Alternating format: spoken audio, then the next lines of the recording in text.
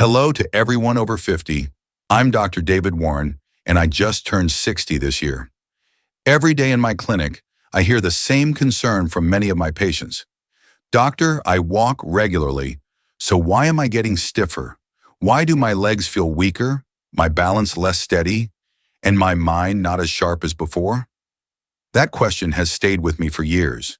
Most of us grew up believing that walking alone was enough to maintain good health, and walking is good. But as we age, our bodies change in ways that walking simply doesn't address anymore. After nearly 30 years caring for older adults, I've learned something very clear. Many key functions decline not because we're not trying, but because we're not activating the right muscles or the right systems in the body. Walking moves your legs, yes, but it does not improve deep hip mobility, train your fine balance reflexes, strengthen the core muscles that stabilize your spine, activate the small stabilizer muscles around your joints, the ones that keep you steady when you stand, step, or turn. This is why people who walk a lot can still feel slow, achy, or unsteady, especially when stepping up, stepping down, or turning quickly. But here's the good news. With just a few gentle exercises done consistently each day, you can improve joint mobility, build strength in your legs, hips, and back, reduce your risk of falling, keep your mind clear, feel more stable and confident when you move, and the best part? These exercises require no equipment, no gym, and no sweating like a workout class. Today, I'll walk you through the 6 exercises I teach most often to my patients over 50. These movements look simple, but they strongly activate different systems in your body, your joints, muscles, balance, nerves, and circulation. If you practice them regularly, many of my patients say they feel noticeably lighter, steadier, and more flexible within just a few weeks. Let's get started. Section 1, the hip leg activation exercise, the foundation of safe movement. After 50, many of my patients think leg strength is all about the calves or thighs. But after 60, the real key to steady walking and strong steps is a different area entirely, the connection between your legs and your hips. This region controls how your body transfers force, maintains balance, keeps posture aligned, and absorbs impact when you walk. When these muscles are weak, your body becomes unstable even if you walk every day. Patients who tell me they feel wobbly, hesitant when standing up, or off balance when changing direction, almost always underuse the small muscles along the side of the hips and outer thighs, muscles essential for safe, controlled movement. To address this, I teach a very simple exercise that wakes these muscles up. No high kicks, no deep bends, just gentle activation to help your body respond better throughout the day. How to do it? Simple and safe. Stand next to a counter or sturdy chair for support. Keep your feet parallel and hip width apart. Gently move one leg out to the side about 4-6 inches. Don't lean your body and don't turn your foot outward. Pause for 2 seconds. Bring the leg back to center. Repeat 10 and 12 times on each side. It looks very simple, but the key is control. You don't need to lift your leg far. Just keep your upper body steady.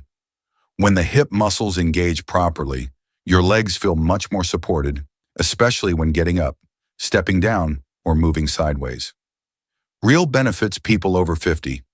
Notice, better balance when changing direction or walking on uneven surfaces, less pressure on the knees because the hips are finally doing their job, stronger legs when standing for long periods, more stable, confident steps, reduced wobbliness in daily movements. Many of my patients say that after 203 weeks of this exercise, they feel like their legs finally have strength again, and they no longer feel like their legs are giving out. Dr. Warren's tip: if you're just starting, go slowly. You don't need big movements. The goal is to feel the hip muscles turn on. Some of my older patients like doing this in the kitchen while waiting for the kettle to boil. Simple, relaxed, and doable every day. And remember, one small exercise done correctly is far more effective than 10 rushed ones.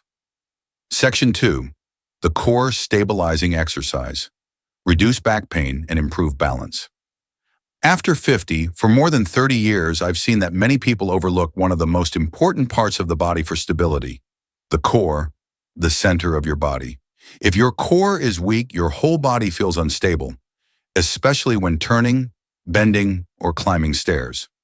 I explain to patients that the core works like the central connector of the body, not as a metaphor, but in anatomical reality. It links your chest, spine, abdominal muscles, and deep back muscles. When these muscles coordinate well, your body transfers force smoothly from top to bottom. When they don't, everything feels harder and heavier. This is why so many daily walkers still experience lower back pain, stumble when changing direction, or feel like their torso isn't steady when standing up.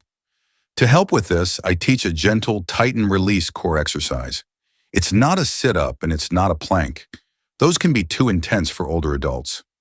This movement simply reactivates the deep stabilizing muscles. How to do it: sit on the edge of a chair, feet flat on the floor, back comfortably straight. Place your hands on your lower abdomen. Inhale gently and let your belly expand slightly. As you exhale, lightly tighten your lower abdomen and feel the deep back muscles engage. Hold for 2 seconds. Relax completely. Repeat 15-18 times. You're not aiming for flat abs. You're training your body to control the spine. When your core stabilizes naturally, your balance improves in every movement: standing up, stepping down, reaching, or walking on uneven ground. Real benefits. People notice: reduced lower back pain, more stable steps, fewer missteps, stronger, steadier spine when lifting light objects or climbing stairs, feeling more supported through the torso, less fatigue in the back after a day of moving around. Many of my patients report that after only 1 to 2 weeks, their back feels less tired and their movements feel more organized. This isn't sudden muscle growth. It's the nervous system learning to stabilize the spine properly again. Dr. Warren's tip: if you're new to this, take your time. Don't tighten too hard or push too fast. Just feel the muscles working gently. That small amount of control is what keeps your body steady as you age. Section 3.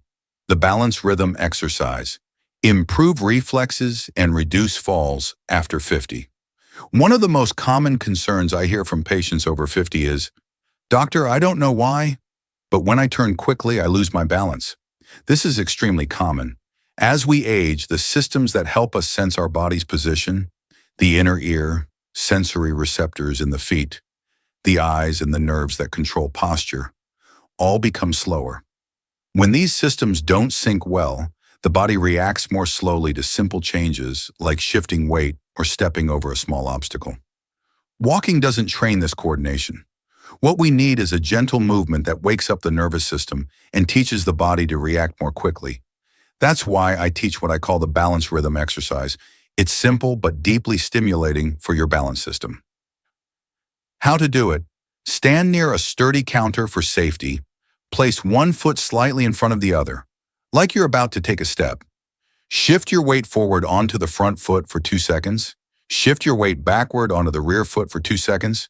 Keep your torso upright and eyes focused on a point in front of you. Repeat 12 to 15 times, then switch sides. No lifting the foot, no twisting. The goal is to help your body get used to weight transitions. This is essential for avoiding falls. As you practice, you'll feel different parts of your foot contacting the ground, your hips adjusting, and your torso stabilizing. This wakes up tiny receptors in your muscles and ligaments that tell your brain where your body is. Real benefits: faster reactions when turning or avoiding obstacles, far fewer near falls or slips, better coordination between your eyes, legs, and hips, increased confidence moving in busy or uneven environments, less dizziness or unsteadiness when standing up. Almost all of my older patients say that within 10-14 days they feel quicker on their feet. This isn't because muscles get stronger overnight. It's because the nervous system becomes more responsive. Dr. Warren's tip: balance doesn't disappear suddenly. It fades when we stop challenging the nervous system. Just a few minutes a day can retrain your body to move confidently again. If you're worried about losing balance during the exercise, place a chair beside you. The goal is not to test yourself. It's to rebuild natural fluidity in how you move. Section 4. Hip and knee mobility reset to ease, stiffness and improve range of motion. After 50, one of the changes older adults notice the most is morning stiffness or that stuck feeling after sitting for a long time. Your knees and hips take a lot of pressure over the years, and as we age, they simply don't glide as smoothly as they used to. I often hear, "Doctor, every morning my first few steps feel awkward and uneven." That happens because your joints are lubricated by a natural joint fluid that spreads best when you move gently. If all you do is walk, your hips and knees don't always go through their full range of motion, so certain parts of the joint don't get enough nourishment. Over time, that can lead to stiffness and discomfort. To help patients with this, I teach an exercise I call the hip and knee mobility reset. The goal isn't to build strength right away. It's to restore smooth movement so your first steps of the day feel lighter and easier. How to do the hip and knee mobility reset. Stand up straight with one or both hands resting lightly on the back of a chair for safety. Lift your heels as high as you comfortably can while keeping your knees straight. Lower your heels back down slowly and feel each bit of movement in your ankles. After 10 to 12 reps, take one small step back with one leg. Slightly bend the front knee and gently straighten the back leg. Hold for 2 seconds, then return to the starting position. Repeat 8 to 10 times on each side. This exercise has two parts. The heel raises activate the calf muscles and help blood circulation down to the feet. The gentle step and weight shift forward help open the hip joint and take pressure off the knees. When you do this regularly, your body starts to feel smoother when you walk. Real benefits people over 50 notice: less morning stiffness, especially if you sit a lot; better hip mobility, so your steps feel longer and more confident; smoother joint lubrication, so the knees move more easily and hurt less when you change direction; less strain on the knees thanks to more flexible calves and hips; a general feeling that walking is easier after just a few days of practice. Many of my patients, especially those with mild knee arthritis, tell me this exercise eases that heavy, tired feeling in their knees when they stand up or sit down. Some even say they can walk longer without the same level of discomfort. Dr. Warren's advice: I don't want you to rush this. The goal isn't to push your joints to the limit. It's to create gentle, steady movement so the tissues around your joints are better nourished. If you're just starting, use a smaller range of motion and slowly increase it over time. Once your body feels more comfortable, you may not need to hold the chair anymore, but only do that when you feel truly stable. I always remind patients, joints respond best to careful, consistent practice, not force. Section 5. Strong standing leg. Exercise to walk. Steadier and prevent slips. There's something many people over 50 don't realize. When we walk, one leg is always carrying the full weight of the body for a few seconds at a time. If that standing leg is weak, your steps will feel unsteady, even if you walk a lot. My patients often say, "I'm fine when I walk, but the moment I stand on one leg to put on my shoes or step sideways, I feel wobbly." That's completely normal. As we age, the muscles around the hips and thighs, the ones that stabilize our standing leg, lose strength faster than other areas. Walking doesn't fully train those deep stabilizers because most of our steps are straight ahead and repetitive. So I teach a powerful but very safe exercise, the strong standing leg drill. You don't lift the leg high and you don't need fancy balance moves. The focus is on helping the standing leg learn to handle weight and stay stable, which is essential for safe movement. How to do the strong standing leg exercise. Stand near a counter or the back of a chair for support. Gently shift your weight onto your left leg without leaning your upper body. Lift your right heel about 1 inch off the floor, keeping the ball of the foot lightly touching the ground. Keep your torso upright and feel the left leg doing the work. Hold for 5 seconds, then switch sides. Repeat 8 to 10 times on each leg. You don't need to lift the back leg high or balance on one foot completely. The purpose is to teach the standing leg to adjust and stabilize, while waking up the small muscles around the hips, knees, and ankles. With regular practice, you'll feel more secure when standing still, stepping over objects, or doing simple tasks like turning to grab something behind you. Real benefits people over 50 notice. Better stability in the standing leg, so every step feels firmer. Lower risk of slipping, especially when moving from one type of surface to another, tile, wood, carpet, etc. Ankles and knees absorb impact more effectively, reducing soreness after walking. Quicker reactions from the hip muscles, making sideways steps and turns easier. A stronger feeling in the legs when getting up from a chair. Especially for those who used to struggle with that motion, I've had many patients tell me they're surprised such a simple exercise can make such a big difference in just 1 to 2 weeks. "Doctor, I can stand on one leg to put on my shoes now without wobbling," is something I hear a lot. The reason is simple. Once the stabilizing muscles do their job properly, your body doesn't have to waste extra energy just trying to stay upright. Every movement starts to feel lighter and more fluid. Dr. Warren's advice: when you practice this one, don't try to lift the leg too high or hold the position longer than feels comfortable. The most important thing is to feel your standing leg working gently and steadily, not locking up or tensing hard. Slow, controlled movement is what helps your body adapt. If you notice a little shaking at first, that's perfectly normal. It just means those small stabilizer muscles are waking up. Stick with it 5 to 7 minutes a day, and the benefits usually appear very naturally. Section 6, chest and shoulder. Opening exercise to improve breathing, ease neck-shoulder tension, and boost mental clarity. Working with older adults, I've noticed something interesting. Many patients assume their tight shoulders, stiff neck, or shortness of breath, while walking must be due to age or heart problems.